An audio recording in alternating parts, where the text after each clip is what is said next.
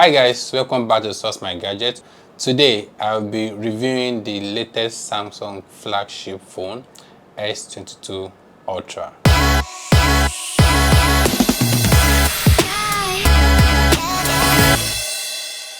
The Samsung Ultra connotes the max of everything, right? That is usually the way Samsung makes statements with its technology and performance. So what Samsung does with the Ultra range is a way to make a statement in the market. So you typically see your Samsung Ultra having the max of most of all the specifications that you could see in the phone market or the phone ranges. That's why you have like the Ultra. Typically, if you're familiar with Samsung phones, you would notice that Samsung have different categories, or call it range of products. There is the S series, there is the Note series, there is the Z series, there is the A series. The S series are typically known for their camera. The Note series are known for their productivity. The Fold series are tech advancement flagship products that is coming in recently. The Z series is a way for Samsung to make statement with its technology in a way to bring back the vintage design we've had with open and closed phones, and then coupling that with Android experience, big screen experience, and also being able to like fold that. That's what this Z series typically gives you. And then also your A series are the mid-range phones that allows Samsung to cater to customers who like mid-range phones, right? Not too expensive, not cheap, and are still able to give me the performance that I need.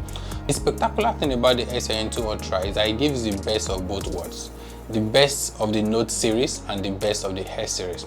It combines the advanced camera capabilities of the S series, the productivity that is known with the Note series, which is the S Pen, and that's what you get in the S22 Ultra. I mean, when you remove the pen, what you have immediately is your Note capabilities that comes with all your Note series, and when you take it back, immediately it feels like an S series. So that's what the S22 Ultra is going to give you. The Samsung S22 Ultra comes in a distinctive design, of course with an S Pen, because it combines the S series and the Note series into the Ultra.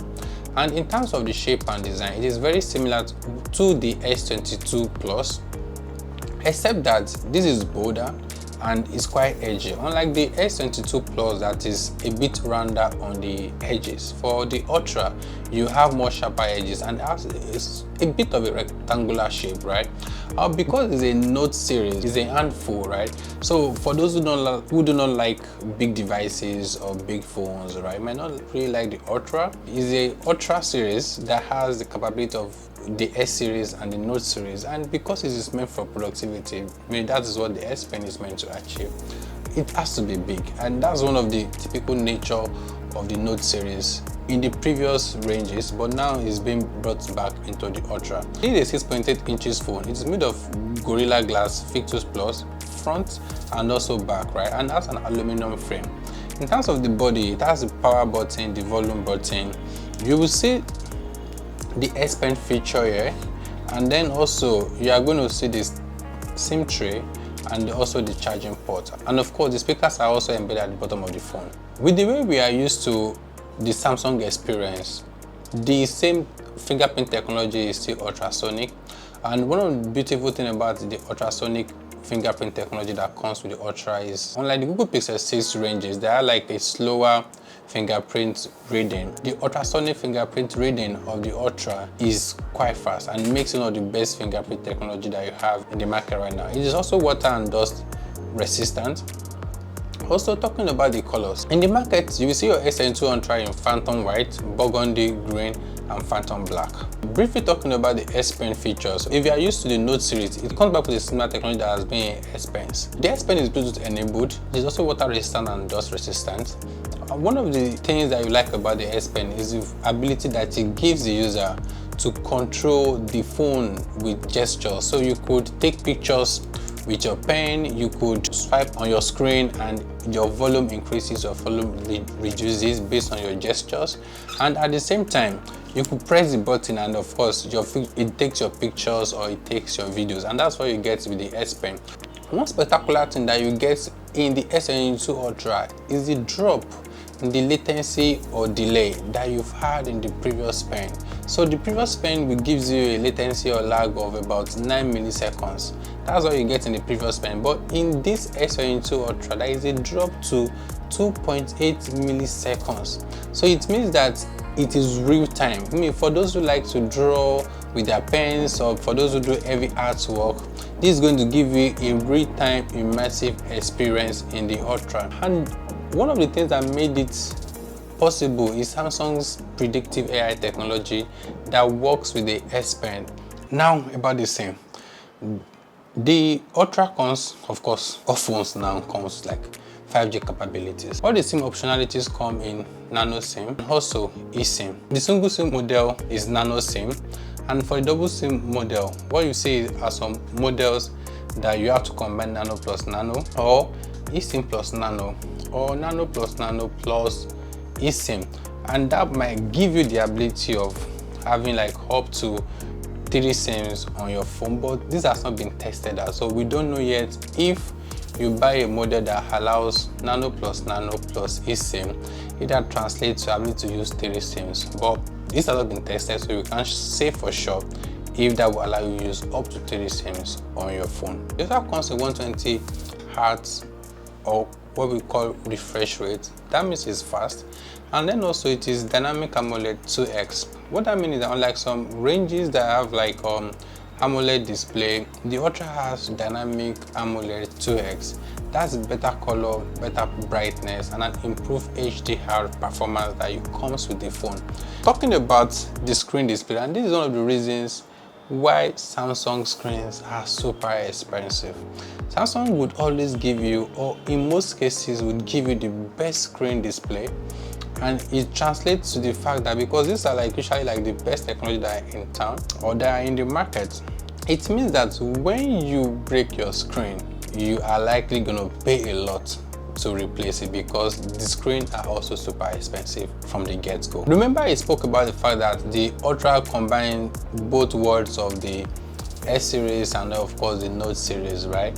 And the S series is where you start seeing the camera capabilities. The front camera gives you 40 megapixel, that's the selfie camera, and the main camera, which is like the back camera, gives you 108 megapixel. Also, you get to have 12 megapixel in ultra wide and 10 megapixel in telephoto camera. The zoom capability is one of the ways that Samsung made statements with this phone. It gives you 3x, 10x dual optical zoom, 30x, and up to 100x super zoom capabilities. Samsung usually made statement with the zoom capabilities on the Ultra series. One of the things that usually affects super zoom capabilities of phones are typically the blurriness and the instability that happens with the camera. And I mean, these are like my experience when I was testing the camera. Samsung was able to make this better by their AI super resolution technology.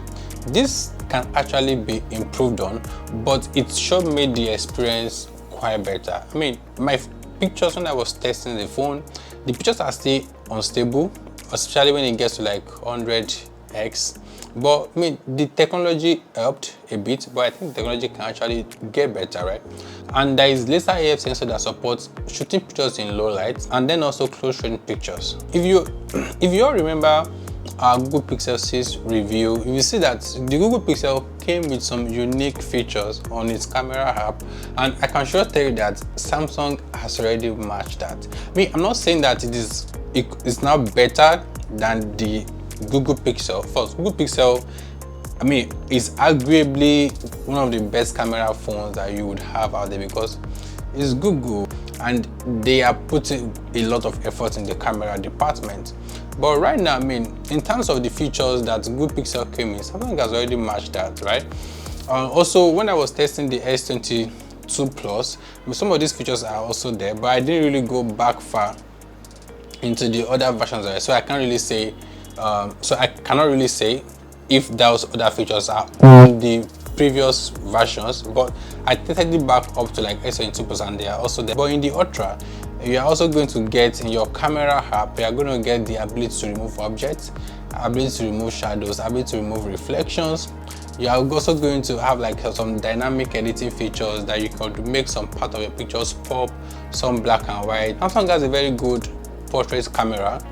Right now, there's also like a huge improvement on the BSP Vision. BSP Vision is similar to what the Google Lens would do. So if you go to a restaurant and you see a menu that is another language, with BSP Vision you could translate it. You're able to identify objects, you're able to scan objects, you're able to scan your document, QR codes. These are the things that you get in Google Lens that Samsung has been able to do also with the BSP Vision, right? So you won't really miss so much if you like Google Lens. Don't worry, you won't miss so much. It's very much the same thing that you get with the BSP Vision. And talking about the video capabilities, right? I think Samsung didn't really do so much in this department. So with the Ultra, you could shoot up to 8K, and that's going to give you 24 frames per second. You could shoot 4K. 4K gives you about 60 frames per second, right? And I think that when you are shooting on full HD, that's 1080p, and also HD, that's 720p, right? You have 30 frames per second shot, and Samsung could have done better like with this. Like me, when I was talking about the OnePlus 10 Pro and we did all our testing, OnePlus 10 Pro allows to shoot up to 120 frames per second, and that's OnePlus. I mean, I'm not saying OnePlus is not a good brand. OnePlus is a solid brand, right? But when you're looking at the reputation of Samsung, I mean, like the expectation from Samsung and how people generally refer Samsung and generally think that, oh, when it comes to mobile phones, right, think iPhone or Samsung, or you think Samsung and iPhones, right? You then shouldn't be expecting less quality when it comes to like some things with the, especially in an ultra range. So OnePlus actually did better in this particular category than the Samsung. I think Samsung really could have done better in this video department. One way that Samsung sort of made an effort to like, probably maybe intentional or not intentional, right, for the reduced performance in terms of the video, I think is in the auto framing. The auto framing sort of allows you to like track every object or every object in your video, and that sort of adjusts as your object moves around. I mean, I think that maybe is not enough, but I think that sort of like compensate a little bit. But also you also need to consider the fact that even though the frames per second could be lower compared to like some other phones, you also need to consider the fact that sometimes the processors that powers the camera sort of makes up for it, because when you are shooting your pictures on like your flagship phones, right, because they come in combination of the latest processors, high-powered sensors, and unique feature that you get in the camera department, right? I mean, all of this sort of comes together and even makes like your quality or the output of your video better, and that gives you like a good video experience on the Ultra. And you're thinking about, oh, how do I store my videos, right? And that takes us to storage. The Ultra gives you the option of different storage capabilities from 128, 256, 512, and up to 1 terabyte. And this is pretty much enough storage for those who like to have big storage on their phone, right? And I mean, coming with the storage is either your RAM in 8 gig RAM and 12 gig RAM. I mean, the previous notes are able to give you up to 16 gig RAM, but the max you are getting for this Ultra range is actually 12 gig RAM. I mean, like I said, right, sometimes the RAM numbers might not matter, because the reason why I need a bigger RAM could be compensated for in the power of the processor. So let me give you an instance, right? You might think that why is the max RAM 12 gig RAM, right? Talking about performance in a phone, there's a lot of things that you just consider beyond your RAM. Don't just think that the max that you are getting here is like your 12 gig RAM, right? But talking about the overall performance of a phone, you look at RAM, you look at the OS, you look like the processor, you look like the chipset, and of course storage, and then also the refresh rate. These are the things that like gives like an awesome experience in terms of performance. So why the cap of the Ultra in terms of RAM might be 12 gig RAM, right? It comes with Exynos 200 chipset, and this is like a flagship chipset by Samsung. I mean, I think that the recent trend right now is that you are seeing all of these brands having their own unique chipset, right? Google also has its own called Tensor, right? I mean, and I don't want to like, Google also has its own called Tensor. I don't want to like move away too much. So the Ultra gives you Exynos 2000 chipset and powered by Snapdragon 8 Gen 1 processor. The Ultra comes with a big battery of 5000 mAh, fast charging capabilities, wireless fast charging, and wireless power share. And for a wireless power share, when your battery is below 30%, you won't be able to use it. And this takes me to like your worries. Like, might be like, oh, 5000 mAh, a chipset that consumes so much power. And this is one thing that Samsung did to actually compensate for the power hungry processor that is typically so much like all the phones right now. It's not just in Samsung. All the flagship processors that are in the market right now actually consumes power, right? But this is how Samsung has actually made up for it. When you're not using the phone, the refresh rate is able to drop up to 1 Hz, right? And that conserves so much battery. And also my experience using the Ultra, right? The battery is actually pretty much good, able to last the whole day. I was able to play music for long hours, my internet connectivity. I don't consider myself like an heavy user because I really don't play games on my mobile phones, right? It's able to last you the whole day and still you won't run out of battery. So I can say that the battery is pretty much good. But when you start comparing the battery with like other brands out there, then you might start thinking, oh, the battery is not good enough. But from usage, right, I think the battery is actually good enough. Generally, right, I think that the Ultra gives you like a good experience. I mean, Samsung lovers, the Ultra gives you that edge, that top performance, that max of typically all the specifications and performance that you get in a mobile phone, right? And I actually do think that for the budget, the question then is, should I get the Ultra or am I better off getting other brands, right? And it depends on pretty much what drives a decision to make a purchase in a mobile phone. So for people that are like productivity focused, that like to like have a conversation on the go, move so much document, I think you should go for the Ultra, right? Because it gives you that camera quality and at the same time gives you the ability to meet your productivity needs. I mean, for those who probably might not use the note functionality of the Ultra, then maybe you shouldn't get the Ultra if you won't make use of the functionality of the notes, right? But generally, the Ultra is a solid phone. One thing about the mobile market is that there are always cheaper alternatives to every range or every brand of phone that you see. So I mean, some could recommend get this, get that, but if you like Samsung, if you like the Ultra series, just go for what you like, right? As long as you don't go into depth. Will you be getting the Samsung S22 Ultra, and do you think it is worth it? Let me know what you think in the comment section.